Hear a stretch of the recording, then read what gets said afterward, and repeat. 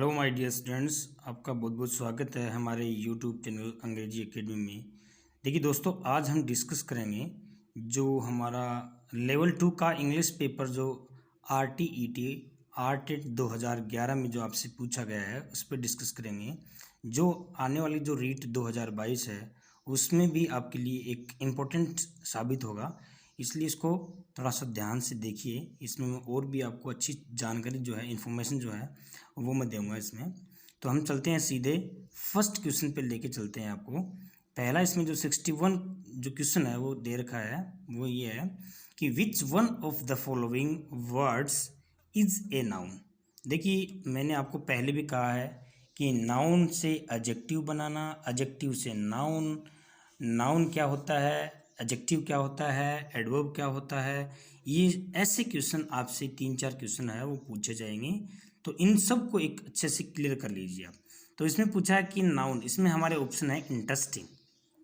देखिए, इंटरेस्टिंग क्या हो सकता है, एडजेक्टिव हो सकता है। जैसे मैं ये कहूँ कि this is an interesting book, तो यहाँ बुक को इंटरेस्टिंग जो है वो आइडेंटिफाई कर रहा है, तो इंटरेस्टिंग शब्द है वो क्या है, हमारा एडजेक्टिव है। दूसरा इसमें दे रखा है डवेल्प। डवेल्प क्या है भाई, डवेल्प जो शब्द जो दे रखा है वह भी क्या है, वर्ब है। ओके, फिर उसके बाद में जो डी ऑप्शन दे रखा है ब्रेव, ये क्या है, एडजेक्टिव है। इस तरह से आपका जो ऑप्शन होगा इसमें सीधा सीधा सिंपल सा दे रखा है। वैसे तो इसमें टीचर, टीचर क्या है, इसमें नाउन है, क्लियर है। लेकिन कई बार क्या होता है कि ऐसे कोई अटपटा सा अक्षर आपसे पूछे तो ध्यान रखना है कि नाउन, एडजेक्टिव और एडवर्ब ये अच्छे से क्लियर करके आपको जाना है। ये पार्ट्स ऑफ स्पीच का टॉपिक है। ओके, नेक्स्ट जो हमारा है वो है कि fill in the appropriate determiner. आपको अप्रोप्रिएट जो डिटरमिनर है वो भरना है। मैंने डिटरमिनर में ये सारी चीज़ें आपको अच्छे से समझा रखी हैं। ये जो सेंटेंस है, I have not goat blank money, देखिए यहाँ पर आपको एक सीधा सिंपल सा ध्यान रखना है कि मैंने जो आपको बताया था some, any, little, a little, the little, few, a few, the few, ये सारी चीज़ें मैंने समझा रखी हैं। तो ये जो नेगेटिव सेंटेंस है सिंपल, और दूसरा नेगेटिव इंट्रोगेटिव के लिए सम का यूज़ करते हैं, और बाकी जो दे रखे हैं नेगेटिव है उसके लिए हम किसका यूज़ करेंगे, नेगेटिव जो होगा उसके लिए एनी का यूज़ करेंगे। क्लियर हो गया। तो इसके अंदर हमारा क्या आ जाएगा, I have not goat any money in my bank account. Clear हो गया। उसके बाद में नेक्स्ट जो आता है वो आता है कि सप्लाई द करेक्ट फॉर्म। देखो, करेक्ट फॉर्म जो है वो आप टेंस वाले जो वीडियो हैं उनसे अच्छे से क्लियर कर लेना। करेक्ट फॉर्म का 2 या 3 क्वेश्चन आपसे कन्फर्म पूछेगा, क्लियर है। और करेक्ट फॉर्म के ऐसे क्वेश्चन पूछेगा जो आपको सस्पेंस क्रिएट करेगा आपके अंदर, इसलिए ध्यान से जो वीडियो मैंने डाल रखे हैं उनको देखना है। और इसमें देखिए, पहला क्वेश्चन कह रहा है कि आई, जो करेक्ट फॉर्म वाला है, नेक्स्ट क्वेश्चन कह रहा है आई ब्लैंक योर नेम। तो देखो, मेरे जो प्रेजेंट सिंपल टेंस पढ़ाया था आपको मैंने, उसके अंदर यहाँ मैंने एक चीज़ बताई थी कि कुछ जो वर्ब होती हैं वो क्या होती हैं, स्टेटिव होती हैं और डायनेमिक होती हैं। वर्ब के काफ़ी टाइप्स बताए थे मैंने, लेकिन सीधी सिंपल सी बात ये है कि वर्ब होती है वो 2 प्रकार की, और 2 प्रकार की कौन सी, एक होती है डायनेमिक वर्ब, एक होती है स्टेटिव वर्ब। स्टेटिव वर्ब हमेशा या तो प्रेजेंट में रहेगी या किस में रहेगी, पास्ट में रहेगी। यानी कि कहने का मतलब या तो फर्स्ट फॉर्म में रहेगी या फिर किस में रहेगी, सेकंड फॉर्म में रहेगी।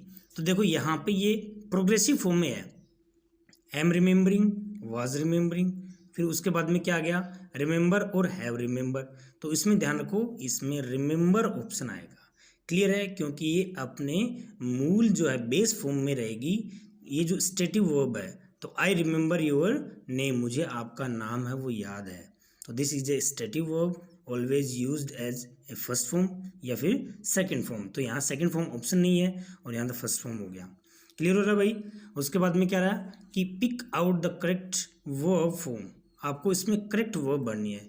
देखो मैंने जो एक क्लास ली थी, मेरा जो सेशन था पिछला, उसमें मैंने आपको अच्छे से समझा रखा है व्हेन, वाइल, बिफोर, आफ्टर, इनसे जुड़ने वाली जो क्लोजेज हैं उनमें क्या क्या टेंस है वो भरेंगे हम। तो हमारा जो पहला है वो कह रहा है कि she was walking along the road. जब वह she was walking along the road when she blank him. तो यहाँ जब उससे वह मिली, जब वह उससे मिली यानी कि मीट की सेकंड फॉर्म होगी मैट, यानी कि वैसे तो इसमें ऑप्शन सीधा सही है, क्या ऑप्शन आ जाएगा, मैट आ जाएगा। लेकिन इस दूसरी क्लोज में कई बार क्या होता है, अगर वह काम प्रोग्रेसिव में है तो वाज वर्ब के साथ आईएनजी फॉर्म में आएगा, और वह जो कंप्लीट हो चुका है, जो दूसरी एक्शन है उससे पहले अगर वह कंप्लीट हो चुका है तो हैड प्लस वर्ब की थर्ड फॉर्म में आएगा। इसलिए ध्यान रखना इसमें सीधा सीधा सही है, मेट सेकंड फॉर्म होगी। नेक्स्ट जो होगा हमारा, supply A model which express ability. देखिए एबिलिटी अगर प्रेजेंट में शो हो रही है, देखो ध्यान से सुनना, एबिलिटी अगर प्रेजेंट में शो हो रही है तब हम कैन का यूज करेंगे, और वहीं एबिलिटी अगर पास्ट में हुई है, ठीक है ना, एबिलिटी है, पावर है, स्ट्रेंथ है, ठीक है ना, ये चीजें जो हैं वो कौन सा मॉडल शो करता है, कैन शो करता है। क्लियर हो गया, कौन सा मॉडल शो करता है, कैन शो करता है। एबिलिटी, पावर, स्ट्रेंथ, तो ये चीजें अगर पास्ट में होंगी तब तो किस में आ गया, कैन आ गया, सॉरी कुड आ गया, और अगर प्रेजेंट में है तो क्या आ जाएगा, कैन आ जाएगा। तो इसमें आपका जो ऑप्शन है वो क्या हो जाएगा, कैन हो जाएगा। देखो एक चीज का ध्यान रखना, इसमें एबिलिटी की बजाय इनएबिलिटी आ गया। अनेबल कोई भी चीज होती है, कोई भी चीज के लिए अनेबल होता है वह, तो उसके लिए कैन नॉट, इनएबिलिटी का मतलब अयोग्य, तो उसके लिए फिर कैन नॉट का यूज होगा, ये थोड़ा ध्यान रखना। नेक्स्ट बोल रहा है we must come back by 6। देखो एक चीज आपको मैं थोड़ा समझाता हूँ, ये एक प्रीपोजिशन का टॉपिक है, ठीक है भाई।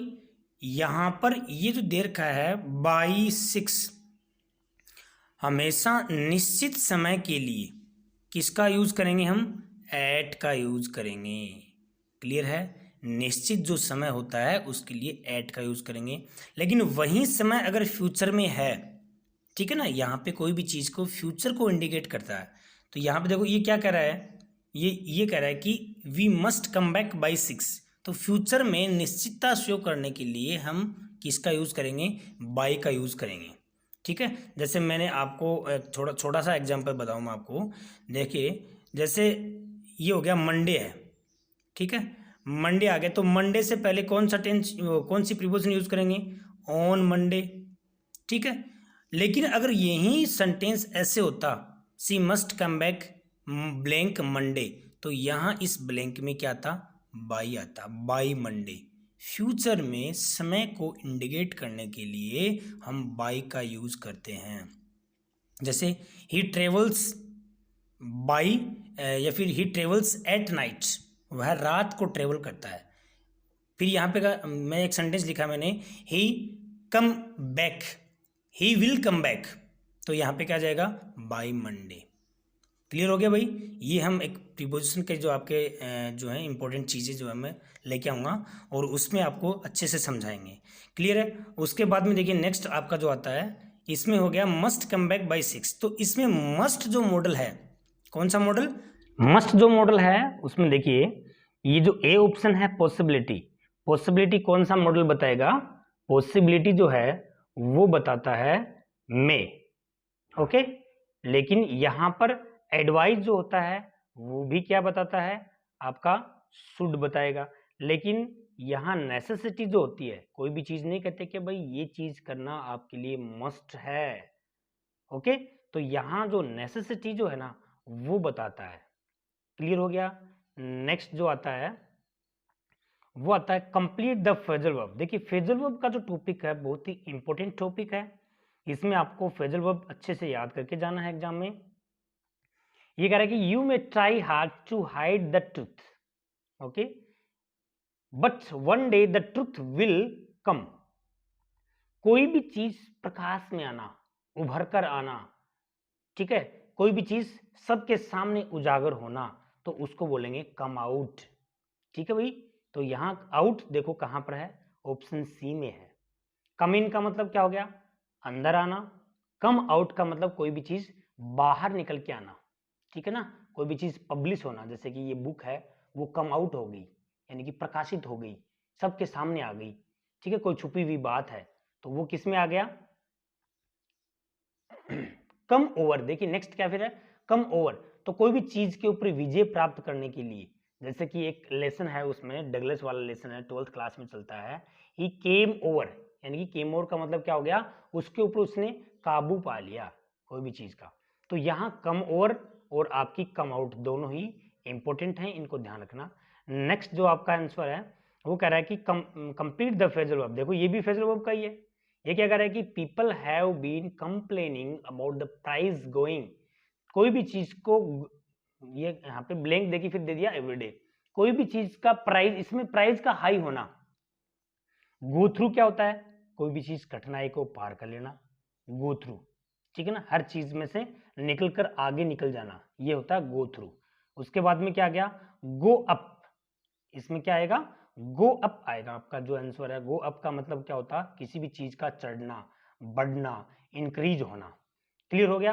तो people have been complaining about the prices going up every day, रोज गो अप होती हैं यानी कि इंक्रीज होती हैं, उसके लिए लोग जो है ना, लोग आपस में क्या कर रहे हैं, कंप्लेनिंग कर रहे हैं। उसके बाद में नेक्स्ट जो फ्रेजल वर्ब, देखो फ्रेजल वर्ब के कितने सेंटेंसेज आ रहे हैं, तो फ्रेजल वर्ब जो है वो फर्स्ट ग्रेड के लिए, सेकंड ग्रेड के लिए, और जो रीट है ना इसके लिए बहुत ही इंपॉर्टेंट है, इसलिए इनको ढंग से आपको क्या करना है, तैयार करना है। देखिए नेक्स्ट जो है ये कह रहा है कि विच ऑफ द फॉलोइंग, इसमें many parents were at the railway station to see blank their children. देखिए सी ऑफ का मतलब होता है किसी भी अपने जैसे विदा करना किसी भी को, आप जाओगे स्टेशन पे छोड़ के आओगे, नहीं बोलते कई बार कि भाई मैं उसको सी ऑफ करके आ रहा हूँ, ठीक है ना, तो सी ऑफ का मतलब क्या हो गया, विदा करना। तो इसमें ऑफ देखो क्या है, यहाँ पे है O F E, C option में है। तो my parents, many parents were at the railway station to see off their children, अपने बच्चों को विदा करने के लिए अपने जो अनेक जो पेरेंट्स थे वो वहाँ रेलवे स्टेशन पे मौजूद थे। ओके, नेक्स्ट क्या आता है कि which one of the following phrasal verbs means to remove. देखो मैं पहले आपको क्या कर देता हूँ, चारों के चारों समझा देता हूँ। पुट ऑन, पुट ऑन का मतलब होता है कोई भी चीज का पहनना होता है, ठीक है ना। पुट अप का मतलब क्या होता है, उठाना, प्रेजेंट करना, प्रस्तुत करना, ठीक है। उसके बाद में आपका आता है टेक ऑफ, टेक ऑफ का मतलब क्या हो गया, किसी भी चीज का उतरना, उड़ना या हटाना, किसी भी चीज को रिमूव करना, ठीक है। तो इसमें आपका आंसर क्या हो गया, टेक ऑफ हो गया। गेट ऑफ का मतलब होता है जैसे कि किसी भी चीज से अपन करते हैं ना, बचते हैं, ठीक है ना, अवॉइड करते हैं, या फिर घोड़े से नीचे उतरना, उसको भी अपन बोलेंगे गेट ऑफ बोलेंगे, ठीक है। तो इसका जो रिमूव का जो ऑप्शन है इसमें means to remove, to remove means take off होना। ओके, उसके बाद में नेक्स्ट आता है put off, we decided to put off our visit to Kashmir till October. देखो पुट ऑफ का मतलब होता है किसी भी चीज को स्थगित करना, ठीक है ना। यहाँ कह रहा है कि we decided to put off our visit, यानी कि उन्होंने अपनी जो विजिट है उसको उन्होंने क्या कर दिया, स्थगित कर दिया।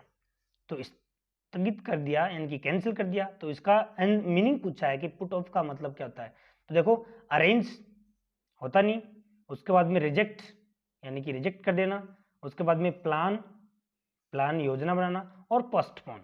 तो इसमें देखिए रिजेक्ट वाला नहीं है, क्लियर हो गया। देखो रिजेक्ट की जो है वो मैं आपको बताऊं, एक फ्रेजल वो बनती है टर्न डाउन।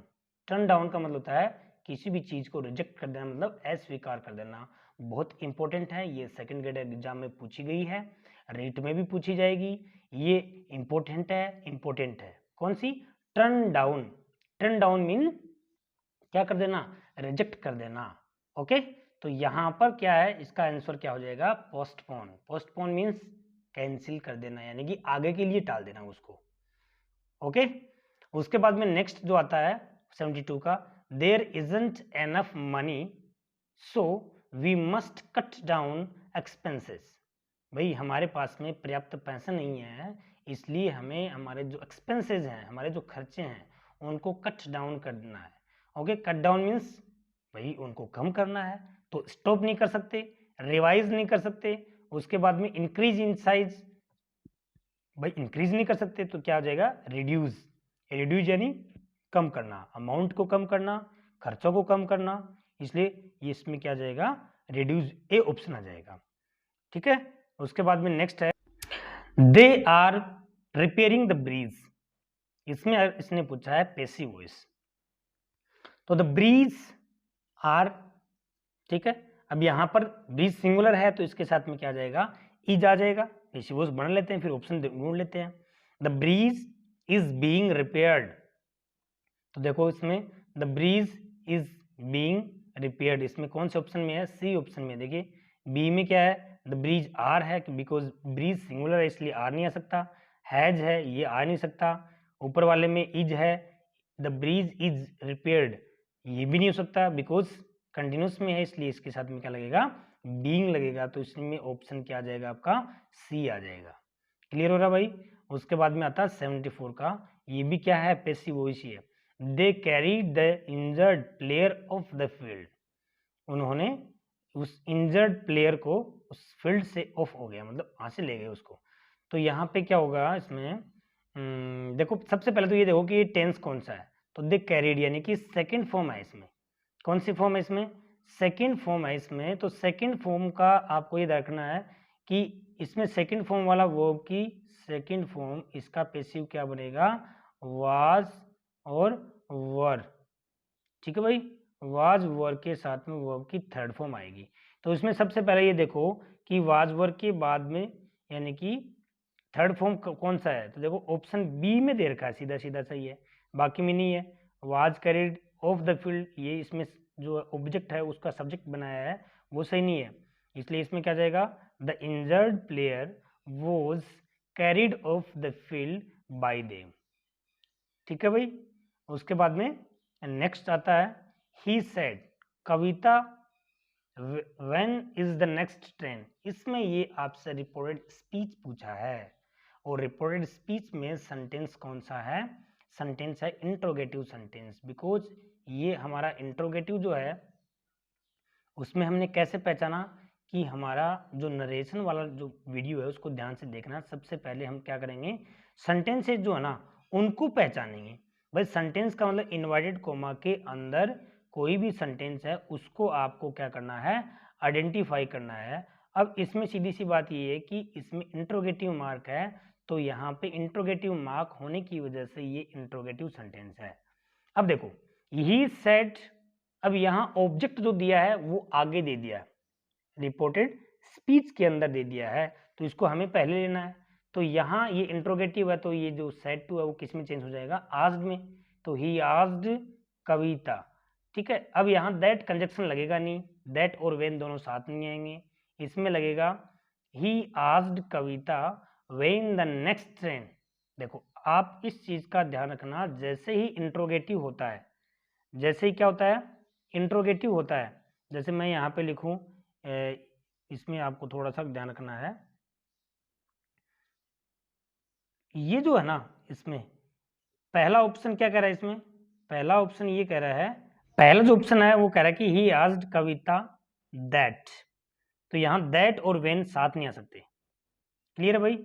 उसके बाद में जो नेक्स्ट हमारा आता है उसमें ये है कि इसमें आज के बाद में टू नहीं आता, दूसरे में भी टू नहीं आता, तीसरे में कह रहा है कि he asked Kavita when the next train was. देखो व्हेन जो है इंट्रोगेटिव बन रहा है, और इसके बाद में देखो यहाँ हेल्पिंग वर्ब है, लेकिन आपको जैसे ही नरेशन में चेंज करते हो तो इस WH वर्ड के बाद में सीधा क्या आएगा, सब्जेक्ट आएगा, फिर आप टेंस का चेंज कर दो, तो इज हमारा किस में चेंज हो जाएंगे, वाज वर्ब में, तो यहाँ वॉज में आ गया, उसके बाद में यहाँ ये पूरा सब्जेक्ट आ गया, ये यहाँ कनेक्टिव वर्ड हो गया, इसलिए ऑप्शन डी इसका क्या हो जाएगा आंसर। उसके बाद में क्या आता है, the doctor said to me do not swim in cold water. देखो पहले तो ये बताओ कि ये सेंटेंस कौन सा है, तो ये जो सेंटेंस है वो कौन सा है, do not swim in cold water, तो देखो इसके अंदर इंपेरेटिव सेंटेंस है, पहचाना आपने। और इंपेरेटिव सेंटेंस के अंदर जो सैड टू होता है, कौन सा होता है भाई? सैड टू जो होता है वो हम या तो देखो इसमें एडवाइज में चेंज किया है, और एडवाइज में अगर चेंज करेंगे या तो देखो फॉरवर्ड में बदलते हैं, और फॉरवर्ड में नहीं बदलते हैं तो एडवाइज में बदला है, तो आपको ध्यान रखना है इसमें आगे नोट टू लगेगा। अब देखो नोट टू किस में है, ये देखो नोट टू इसमें दैट है, इसमें टू नोट है, फिर ऊपर वाले में डू नॉट स्विम है, तो सी ऑप्शन है नॉट टू स्विम। तो इसका ऑप्शन क्या आ जाएगा? Not to swim in cold water. Okay, next कह रहा है pick out the sentences which has the same meaning as the following sentences. देखो ये डिग्री का है, और डिग्री ऑफ कंपैरिजन का जो टॉपिक मैंने आपको पढ़ाया उसको अच्छे से ध्यान से समझना है, वीडियो को देखना है, बिकॉज ये जो डिग्री ऑफ कंपैरिजन है ये ट्रांसफॉर्मेशन एक सेंटेंस होते हैं, मतलब एक पार्ट है अपना, एक टॉपिक है अपना, इसके अंदर ये भी आपसे पूछेंगे। ओके, अब देखो इसमें ये कह रहा है कि नो पर्सन, थोड़ा सा ध्यान से समझना, इसमें ये कह रहा है अगला कि no person in my village is as wise, यानी कि एज आ गया, पॉजिटिव डिग्री है। कौन सी डिग्री है? पॉजिटिव है।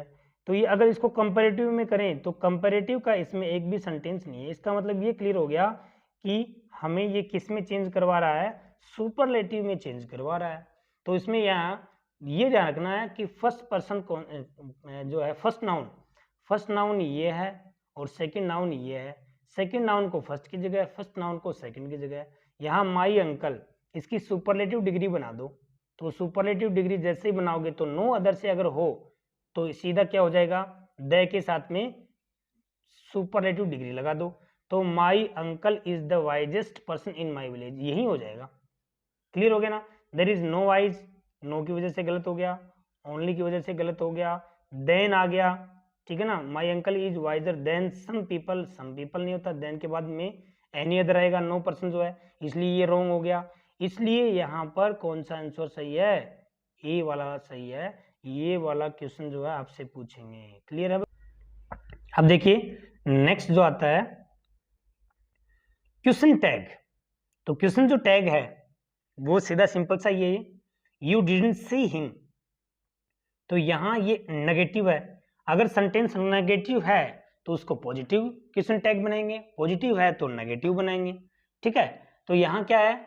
यू डिडंट, तो इसमें क्या जाएगा? नेगेटिव में इसका पॉजिटिव बनाएंगे तो क्या होगा? Did you. Option B clear है। ओके, नेक्स्ट है the word advocate is similar in meaning to. Advocate कौन होता है भाई? वकील होता है, वकील को बोलते हैं। तो एडवाइजर नहीं हो सकता, सपोर्टर नहीं हो सकता, स्कॉलर नहीं हो सकता। स्कॉलर विद्वान होता है जैसे कि आप हो, ठीक है ना? और यहाँ ये लॉयर है, लॉयर कौन होता है? एडवोकेट होता है, इसलिए इसमें क्या जाएगा? ऑप्शन डी आ जाएगा। नेक्स्ट आता है आपका which one of the following word is similar in meaning to the word precise. Precise क्या होता है भाई? प्रेसिस नहीं होता क्या? प्रेसिस, प्रेसिस का मतलब क्या करना उसका? प्रिसाइज मतलब किसी भी चीज को समरी करना, समरी होता ना, ठीक है? तो उसको शॉर्ट करना, और इसमें इसने सिमिलर पूछा है। शॉर्ट का मतलब क्या हो गया? एग्जैक्ट नहीं हो सकता, एक्सपेंसिव नहीं हो सकता। उसके बाद में प्रीशियस का मतलब था बहुमूल्य, तो इसमें क्या आ गया? ब्रीफ, ब्रीफ नोट नहीं बोलते क्या भाई? एक संक्षिप्त जो नोट है लिखा हुआ है उसमें। क्लियर हो गया? तो यहाँ पे क्या आ गया भाई? प्रेसिस मीन्स क्या हो गया? ब्रीफ हो गया। ओके, नेक्स्ट आता है आपका the opposite of the word familiar. Familiar कौन होता है? परिचित होता है, जिसको आप जानते हो, that is called familiar, A known person. Okay, इसका ऑपोजिट पूछा है, तो रिलेटेड टू ए फैमिली नहीं हो सकता, पर्सनल नहीं हो सकता, अनफ्रेंडली नहीं हो सकता, और एक strange that you don't know about him, आप उसके बारे में जानते नहीं हो, that is called strange, right? उसके बाद में आता है the word creative is opposite in meaning to. Creative क्या होता है? कोई भी चीज की रचना करने वाला, जैसे कि ईश्वर ने एक बहुत ही ब्यूटीफुल इंसान को क्रिएट किया है, तो ये क्रिएटिव हो गया, रचना हो गया उसकी।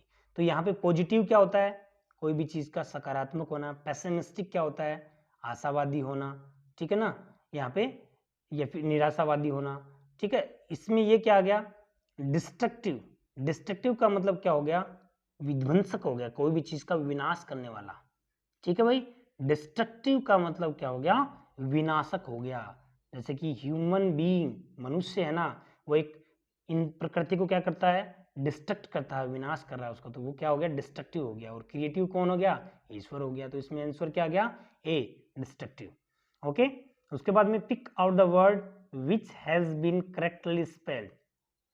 देखो इसमें अब थोड़ा ऊपर वाले में ये जो है डी ऑप्शन, पेसिमिस्टिक एक होता है, एक होता है ऑप्टिमिस्टिक, एक होता है आशावादी और एक होता है निराशावादी। पेसिमिस्टिक मीन्स निराशावादी, ऑप्टिमिस्टिक मीन्स मतलब आशावादी। तो ये ध्यान रखना, ये आपको वन वर्ड में पूछ सकते हैं। Okay, pick out the word which has been correctly spelled. तो ये ध्यान रखना भाई, सही स्पेलिंग कौन सी की है। इसमें OBEDIENT, ओबीडियंट, आज्ञाकारी सस्य होता है ना, ओबीडियंटली, तो उसमें सी आएगा, OBEDIENT, तो that's the right word. Next आता है which one of the following words has been correctly spelled. देखिए ग्रामर की स्पेलिंग तो सबको आती होगी, हैं, GRAMMAR, ग्रामर। तो ग्रामर जो है, बहुत से स्टूडेंट ऐसे हैं जो आज भी गलती करते हैं, GRAMMER ये वाला बोल देते हैं। ओके, तो ध्यान रखना है, ग्रामर की स्पेलिंग वैसे तो नॉर्मली है, लेकिन फिर भी कई बार हमें कंफ्यूज में डाल देती है, इसलिए इसको ध्यान से सुनना है। ओके, नेक्स्ट क्या है, देखिए इसमें एक स्टेंजा दे रखा है, एक पोइम दे रखी है। ये जो पोइम है इसको थोड़ा सा समझा देता हूँ मैं आपको। Silence hath bound the with her फटल चेन। देखिए ये एक पोएम है, हेनरी लुइस विवियन डेरेजियो की पोएम है, द हाफ ऑफ इंडिया, ठीक है ना। और जो हेनरी डेरेजियो जो था ना, वो the first modern Indian English poet है, इंडियन इंग्लिश पोइट, ठीक है ना। और he was influenced by the English romantic poet, यानी कि रोमांटिक पोइट जो हैं, जैसे कि बायरन है, पीबी शैली है, जॉन किट्स है, तो ये जो है ना, ये मॉडर्न पोइट हुए हैं, रोमांटिक पोइट हुए हैं। तो इनसे वह क्या हुआ, प्रभावित होके, और उसने ये पोएम लिखी है जिसका नाम क्या है, द हाफ ऑफ इंडिया, ठीक है। तो इसमें जो डेरेजियो है वो समझाता है कि silence hath bound the with her फटल चैन, यानी कि वो उसमें कल्चर के बारे में, क्रिएटिविटी के बारे में ये बताता है इसमें। तो साइलेंस ने और बाउंड करके रखा है तुम्हें, दी मतलब यू, विद हर फटल चेन, जो फेटल है, फेटल मीन्स घातक, अपनी जो घातक चेन है ना, उससे आपको बाउंड करके रखा है साइलेंस ने, चुप्पी ने। Neglect mute and desolate art दो, और जो तुम्हारी जो आर्ट है, जो तुम्हारी कला जो है ना, उसको नेग्लेक्ट कर दिया है, अनदेखा कर दिया है उसको, म्यूट कर दिया है उसको, और डिसोलेट कर दिया है, एक निर्जन कर दिया है, यानी कि तुम्हारे अंदर जो कला छुपी हुई है ना, उसको उसने बर्बाद कर दिया है, ठीक है। उसके बाद में like ruin monuments on desert plain, like, इसमें देखिए यही शब्द पूछेगा, लाइक जो है, एज जो है, ये एक सिमिली को शो करते हैं, ये इम्प्लाइड जो है सिमिली, उसका जो मेटाफर होता है वो तो होता है इम्प्लाइड सिमिली, और सिमिली जो होता है वो लाइक और एज, यानी कि किसी भी चीज में similar comparison. Like ruin monument on desert plain, यानी कि रेगिस्तान के अंदर जो मॉन्यूमेंट हैं, जिसमें जो स्मारक हैं, जो टूटे फूटे हैं, जो रूइन हैं, उनके जैसा आपको बना दिया है, जो एक निर्जन स्थान पे पड़े हैं। May be by mortal weekend once again, mortal जो है उसको भी वीकेंड कर दिया है, वेकेंड कर दिया है उसको, मतलब जगाया है उसको उसने। Harp of my country let me strike the strain, strike the strain, इसके बारे में पूछेगा, स्ट्राइक स्ट्रेन, यहाँ पे क्या हो रहा है, दो बार इसमें रिपीटेशन हो रहा है साउंड का। तो इसमें जो ये वाली पोएम है बहुत अच्छी पोएम है डेरेजियो की, और ये इसमें कॉलेज में भी चलती है, और बहुत ही इंटरेस्टिंग पोएम है, जिसको जरा पूरी को पढ़ना। अब देखते हैं इसके अंदर से question. The line like ruin, तो लाइक क्या हो गया भाई, यहाँ पर सिमिली, तो इसका आंसर सीधा सीधा है सिमिली हो जाएगा। यहाँ मेटाफर क्या होता है, इम्प्लाइड सिमिली होता है। हाइपरबोल क्या होता है, एग्जिजरेशन, कोई भी चीज को बढ़ा चढ़ा के बोलना। और एलिजी क्या होता है, शोक गीत, किसी भी डेथ जो होती है उसके ऊपर, नियर एंड डियर उसके ऊपर लिखा हुआ। Okay, which one of the following phrases give us an example of alliteration. Alliteration means क्या होता है, repetition of consonant sound means strike the strength. तो यहाँ पे बी जो ऑप्शन है ना उसमें क्या हो जाएगा, आपका जो एलिट्रेशन है वो इसमें यूज किया गया है। ओके, उसके बाद में कह रहा है कि ए सोनेट यूजुअली, देखो ये सोनेट भी है, जो हार्प ऑफ इंडिया जो है ना ये वाली क्या है, सोनेट है। सोनेट क्या होती है, हमेशा एक 16 लाइन पोएम होती है, उसके अंदर 3 स्टेंजा होती हैं, 2 कपलेट होती हैं, और जो है उसको बोलते हैं 2 प्रकार की होती है, शेक्सपियरियन सोनेट होती है, और एक कौन सी होती है, पेट्रार्कन होती है। तो पेट्रार्कन सोनेट में 2 होते हैं स्टेंजा, एक ऑक्टेव एंड सेस्टेट। ये देखो एक अलग से इसका वीडियो बनाऊंगा मैं, और आपके लिए एक इंपॉर्टेंट जो चीज है इसमें से वो समझाएंगे। एक बार आगे देखिए, तो इसमें क्या आ गया, सोनेट यूजुअली कंटेन्स, कितनी लाइन होती है सोनेट के अंदर, 14 लाइन, 16 नहीं 14 लाइन होती हैं। 14 लाइनों का, 14 पंक्तियों की जो लाइन है उसको हम क्या बोलेंगे, सोनेट बोलेंगे। ओके, उसके बाद में जो हमारा नेक्स्ट आता है वो लाइक, देखिए ये जो है फोनेटिक्स हैं, और फोनेटिक्स जो है वो वैसे तो क्या किस पे, प्रोनाउंसिएशन पे डिपेंड होते हैं, लेकिन फिर भी हम कुछ हद तक, फॉर ए ग्रेट एक्सटेंट, हम क्या कर सकते हैं, इनको इजी वे में सेलेक्ट उसमें सही कर सकते हैं। आपको थोड़ा सा क्या करना है, प्रैक्टिस करना है। जैसे उसमें अपने जो वो होते हैं, मैं आपको बताऊं कि फोनेटिक्स जो होते हैं वो 2 भागों में बांटते हैं, तो थोड़ा सा समझा देता हूं आपको, थोड़ा सुनना ध्यान से। यानी कि एक तो होता है कॉन्सोनेंट साउंड होते हैं जो 24 होते हैं, दूसरे वोवल साउंड होते हैं जो 20 होते हैं। वोवल साउंड को 2 भागों में बांटा है, जिसको बोलेंगे प्योर वोवल यानी कि मोनोप्थोंग बोलेंगे, वो 12 होते हैं, ग्लाइड या फिर उनको बोलेंगे डिप्थोंग, वो होते हैं 8। ठीक है, तो इसमें देखो लाइक आई, इसके अंदर आई जो शब्द दिया है, देखो बी वाला ऑप्शन है ये भी नहीं है, डी वाला ऑप्शन ये भी नहीं है, लाइक या तो सी है या फिर ए है। अब इसमें देखना आई जो शब्द है ये कौन सा साउंड है, डिप्थोंग है। डिप्थोंग में आगे जो आपको जो इसमें जो हलंत टाइप का जो लगा हुआ है वो नहीं आएगा इसमें, इसलिए ऑप्शन ए जो है ना लाइक, ठीक है, ये वाला इसमें क्या रहेगा, आई, फिर ले का एल और के का के, और फिर इसके बाद में इसको क्लोज कर देना है। ठीक है भाई, उसके बाद में नेक्स्ट क्या आता है आपका ट्री। तो देखो ट्री के अंदर आपको कैसे करना है, टै का क्या हो जाएगा टी, रे, यहाँ पे बड़ी ई की मात्रा है, ठीक है, तो बड़ी ई की मात्रा तो टै, फिर रे का आर, ई है, ये कौन सा साउंड है, मोनोथोंग है। मोनोथोंग है तो इसलिए बड़ी ई की मात्रा में मोनोथोंग में क्या लग जाएगा, ये लग जाएगा, और ऑप्शन इसमें क्या हो जाएगा, सी। क्लियर है, उसके बाद में आता है दीज। तो दीज के अंदर देखो द जो होता है ना, द में क्या होगा, ये वाला जो द है ये लगेगा इसमें, ये वाला ये द है, ठीक है, ऐसे, ठीक है भाई, या फिर द जो लिखेंगे अपन ऐसे। अब इज जो होता है वो इज, दीज, ये इसके अंदर क्या हो जाएगा इसका, देखते हैं एक बार ऑप्शन में और कौन सा है इसमें, तो दीज, और यहाँ क्या हो गया, यहाँ दीज बड़ा है, और ये क्या है दीज। तो देखो इसमें ऑप्शन ए और इसमें ऑप्शन डी, जरा सोचो ऑप्शन ए में और ऑप्शन डी में कौन सा है यार।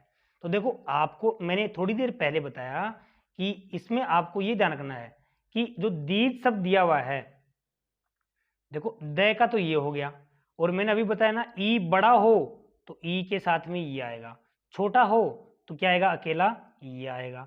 अब यहाँ पे दीज, ठीक है ना, ई जरा स्ट्रेस आ रहा है इसके ऊपर, स्ट्रेस आ रहा है तो ये बड़ा है तो दी, और जय का जेड, ये हो जाएगा ऐसे। तो इसमें ऑप्शन ए में भी नहीं है, बी में भी नहीं है, और क्या हो जाएगा ऑप्शन आपका डी हो जाएगा। क्लियर हुआ दोस्तों, इस तरह से आप अपने कमेंट बॉक्स में डालना, मैं आपको इजी वे में और भी बहुत अच्छे जो इंपॉर्टेंट चीज़ें आपके लिए वो लेके आऊँगा। आपका बहुत बहुत धन्यवाद वीडियो को देखने के लिए, थैंक यू।